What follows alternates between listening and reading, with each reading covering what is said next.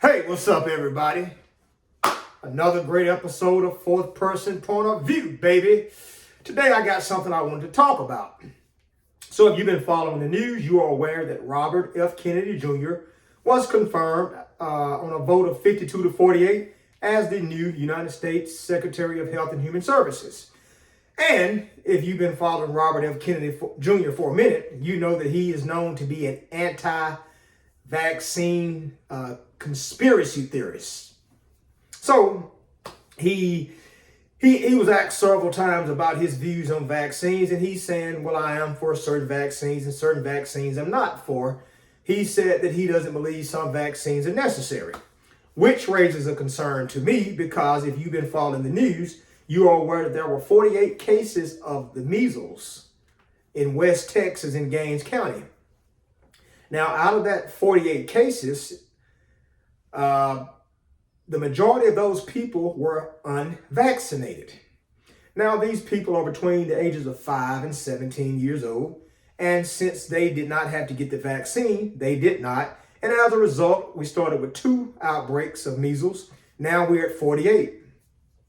A lot of the people who have measles are hospitalized, but some of them are doing okay, which raises a concern to me because since Robert F. Kennedy Jr. is the Secretary of Health and Human Services, this is his lane here. This is what he was voted in to do. And what's he going to do? A lot of people in certain states, they agree with him. They feel like vaccines are a waste of time and energy and money. But I disagree to a certain degree. Now, let's start with the, like I said, we got 48 cases in West Texas of the measles. Measles are common. They've been around for decades. Most of the time, when we get ready to go to kindergarten in the United States, we get vaccinated. And part of the vaccination process is to protect us against things like this and a few other diseases. Now, this vaccine, which is called MMR vaccine, which stands for measles, mumps, and rubella. Like I said, it was very low in that area. And it says 1 in 5 incoming kindergartners in the 23-24 school year did not get the vaccine. The 18% vaccine exemption rate for the county is one of the highest in the state. And coincidentally, they have an outbreak with 48 cases there. If you want to check this article out, it was written by Naomi Mujari, and it's just West Texas measles outbreak doubles to 48 cases. It's a 3-minute read, which is pretty nice. The other problem with this outbreak of measles, it says 2 measles cases were also reported in bordering Lea County, New Mexico on Friday, bringing the total there this week to 3. You see where I'm going with this? Now it's moving around, which is why I have a problem as a citizen about Robert F. Kennedy Jr. and his views on vaccines. So most of us in America have to be vaccinated before we enter school, but apparently now they have certain states that provide exemptions. Let's see something here. How many vaccine shots do kids get? Oh man, shit, it's a lot of them. Okay, so there's a schedule, of course. How many is it? Okay. Oh, wow. Let's check this out here. This is kind of neat here. So the childhood vaccine schedule includes 15 different immunizations, shots, or drops. Some vaccines protect against more than one disease. So let's go down this line here, if y'all got time. So it says, at what age do kids get vaccines? Your child would get most of their immunizations by their 2nd birthday, and a good chunk of those occur during the first year of life. Infants are vulnerable to many different diseases that could cause serious illness or even death. So following the infant vaccine schedule, birth through 12 months is crucial for protecting your baby. Most childhood vaccines happen at a certain age or a series of ages, and then they're done. But there are a couple of exceptions. Experts recommend an influenza flu vaccine and a COVID-19 vaccine at regular intervals starting at 6 months of age. So that COVID-19 is probably new. And continuing throughout childhood and adolescence. The flu vaccine is yearly. Your pediatrician will tell you how often your child needs the COVID-19 vaccine based on the latest science. So below is a list of childhood vaccines by age. Experts recommend most children follow this schedule. So it says newborn vaccines, you get hepatitis B, Hep B, within 24 hours of birth. This is the first dose in a 3-dose series. That's one that he's against too. Next, you have RSV, respiratory syncytial virus, RSV, within 1 week of birth. This only happens if your baby is born during RSV season, which is typically October to March, and you did receive the RSV vaccine while pregnant. Okay. RSV antibody technically isn't a vaccine as it provides ready-made protection, which technically makes it different from a vaccine. So 2-month vaccines, you get Hep B dose 2, rotavirus dose 1, you get diphtheria, tetanus, and a cellular pertussis, DTaP, dose 1. You're going to bear with me with these pronunciations here. Shit. Next, you get Haemophilus influenza type B, called HIP, dose 1. Pneumococcal conjugate, PCV, dose 1. Inactivated poliovirus, IPV, dose 1. Okay, that was the 2-month vaccines. Now we're going to the 4-month-old vaccines, which is rotavirus dose 2, DTaP dose 2, HIP dose 2, PCV dose 2, and IPV dose 2. 6-month vaccines, you get Hep B dose 3, rotavirus dose 3, only if doing the 3-dose series. You get DTaP dose 3, you get HIP dose 3, only if doing the 4-dose series.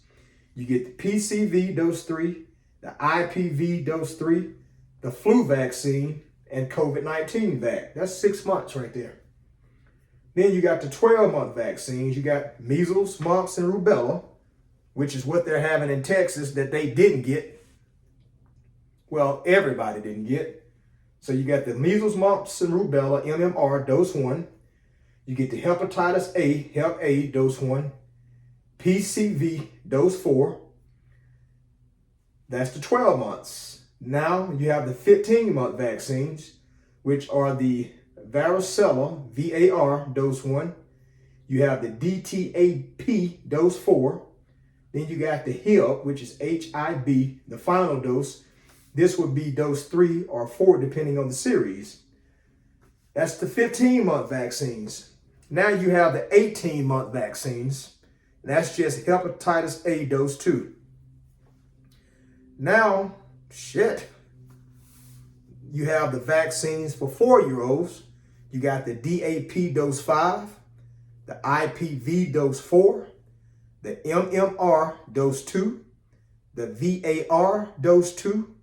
It says your child can have these vaccines starting at age 4, but a little later is okay. Up until their 6th birthday, your pediatrician can advise you on appropriate timing and help make sure your child gets all the vaccines they need before turning 6. Now, it says vaccines for 11 to 12-year-olds. Tetanus, diphtheria, and cellular pertussis, call it Tdap. Dose 1, 1 dose in childhood, but every 10 years in life. Now you got the HPV, human papillomavirus, that's PAPILLOMAVIRUS. Dose 1 and dose 2 separated by at least 5 months. Your child can begin this series prior to their 11th birthday, starting at age 9. Then you have meningococcal, MEN-ACWY, dose 1. Then vaccine for 16-year-olds is MEN-ACWY, dose 2. Whew, shit. Says the childhood vaccine schedule includes 15 different immunizations, shots or drops. Some vaccines protect against more than one disease. Some require more than one dose. Wow. That's interesting. Shit. Did I get all of them? Whew. And if y'all want to look that up there, this is on myclevelandclinic.org. I just Googled that and that's what came up, but good God. So, wow. That's a lot of vaccines. But I think they all have a purpose. And apparently, the MMR, what was the paper right there? Oh, here it is.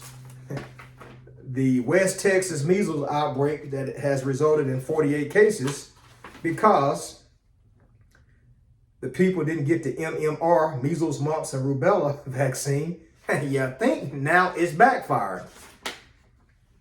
So the 18% vaccine exemption rate for that county is one of the highest in the state. And that came from the Texas Health Department. So when you talk about an exemption rate, then you have an outbreak. And these are kids now. Well, these people were between the ages of 5 and 17. Let's double check that here.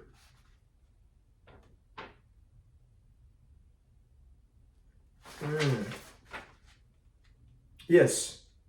Well, it says most cases are in children 5 to 17 years old. So that's not necessarily those people. But like I said, 1 in 5 incoming kindergartners in 2023 and 24 did not get the vaccine because of the 18% vaccine exemption rate for the county, which is one of the highest in the state. I mean, you can't make this up. And then two more measles cases were reported in bordering Lee County, New Mexico. So now the damn virus is traveling, why it's a problem. So that was a concern to me because I've been reading a book, and I'll talk about it later. It talked about how you have to be careful when it comes to children, people with bad immune systems, people who are poor and not getting proper nutrition, and elderly people, because they said a virus can enter any of those bodies right there and destroy it easier than it can a healthy body. And vaccines have been around for a minute. So I'm gonna give you a little brief right here. I found this online, and this was written by a guy named Tony Allman, in a series called Inside Science. So this right here is about a girl named Geraldine Hillman. She was 5 years old. So in 1963, she, like a lot of children, got the mumps. So they said it was common back then for children to get the mumps. Said basically what would happen, you would get sick, your jaws would swell like a chipmunk, and then of course you would be in bed for about 2 to 3 weeks. Your body would fight it off and you would be normal again. But there were a few cases where they said children were struck with the mumps. Their bodies could not fight it, and it could lead to something like a pneumonia symptom or possible blindness.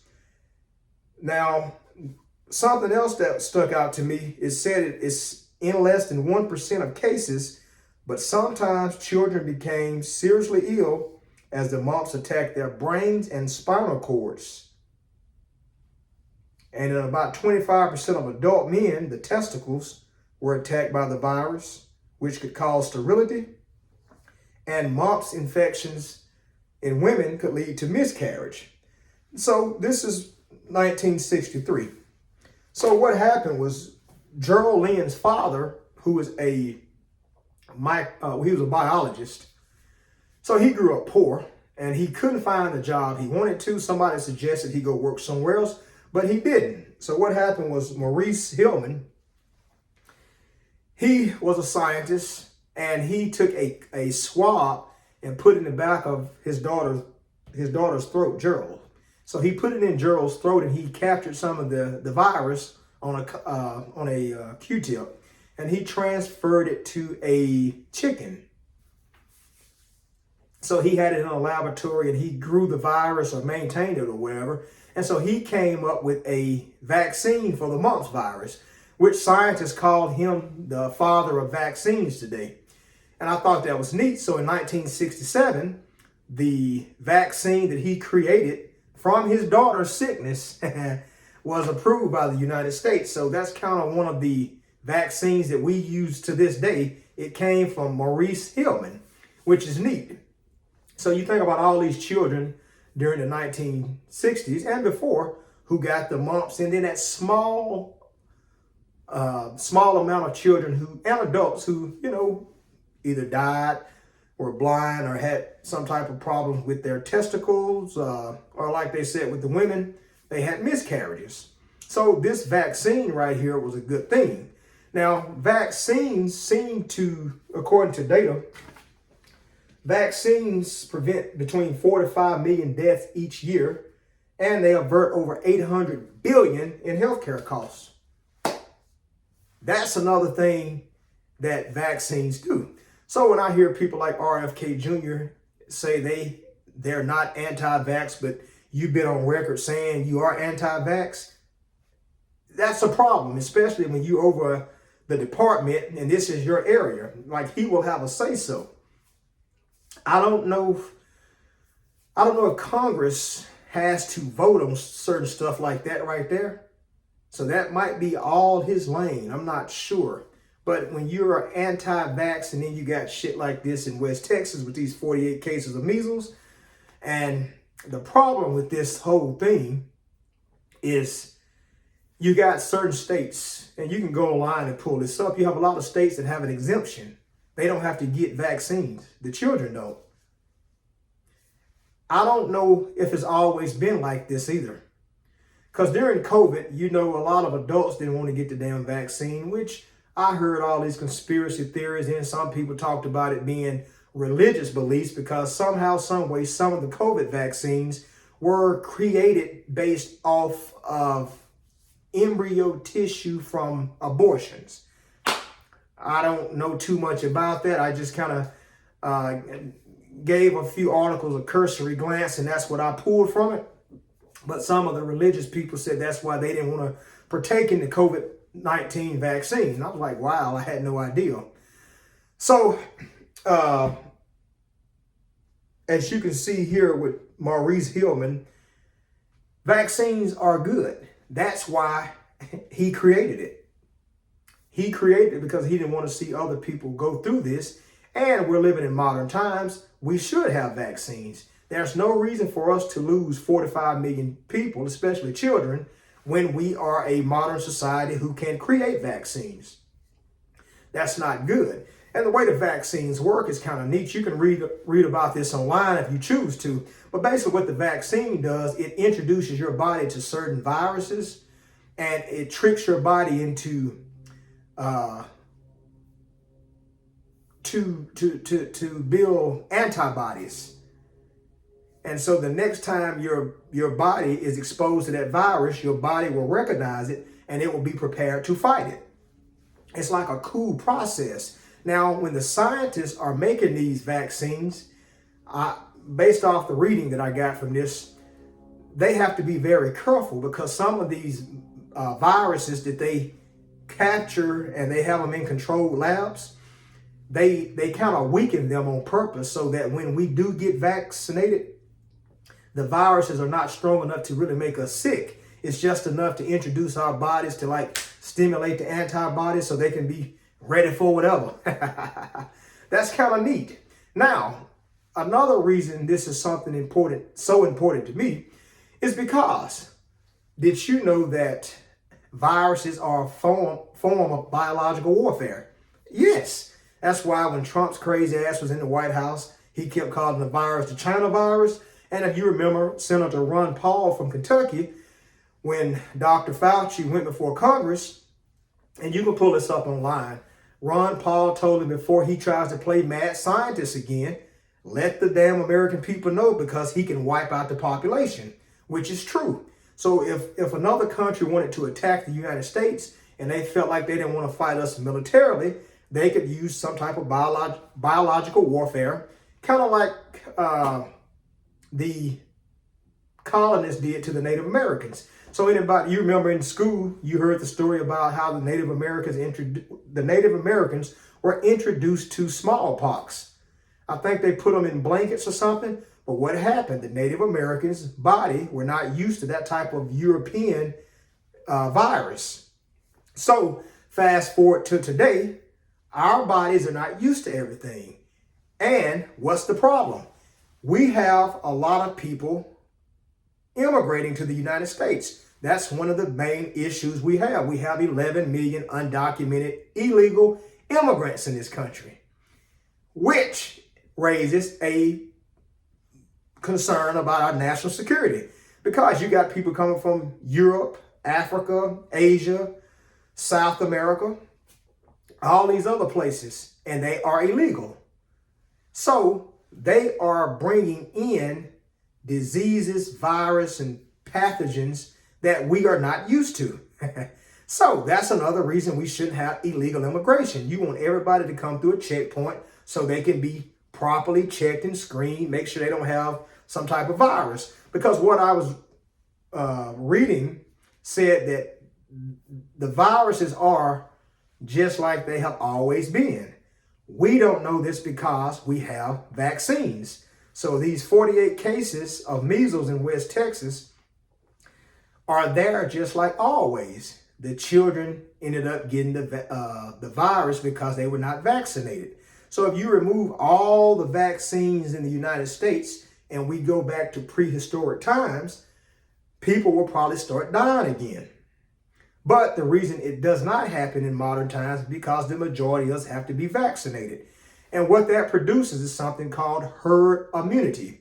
And basically what herd immunity is, if you get a lot of people in an area and they all have been vaccinated, they said it makes it harder for the virus to come in and infect all these people, which is good. But in this area here, if you got so many people that do not have the vaccine, the virus comes in. And basically what they said was a good rule of thumb to keep in mind was they said one person with a virus will infect 3, just like that. They said that's how fast the virus can travel. They said those 3 will infect 3 more. And they said that's how the virus spreads so fast. So if you got 11 million undocumented immigrants coming from all over the world, mixed with our current American population, and the viruses are there. They're knocking on our bodies. Luckily, we've been vaccinated, and they're not growing the way they normally would. So this is a big problem that people are not aware of. And I think the reason they're not aware of it because we do have the vaccine policies. And the last thing we need is for somebody in a position like Robert F. Kennedy Jr. to say, I am granting more exemptions to anyone who does not want to get the vaccine. And we don't need this 48 measles situation in Texas to spread across the United States, because it could be measles, then you could have something else. And I'm told that sometimes viruses are tricky.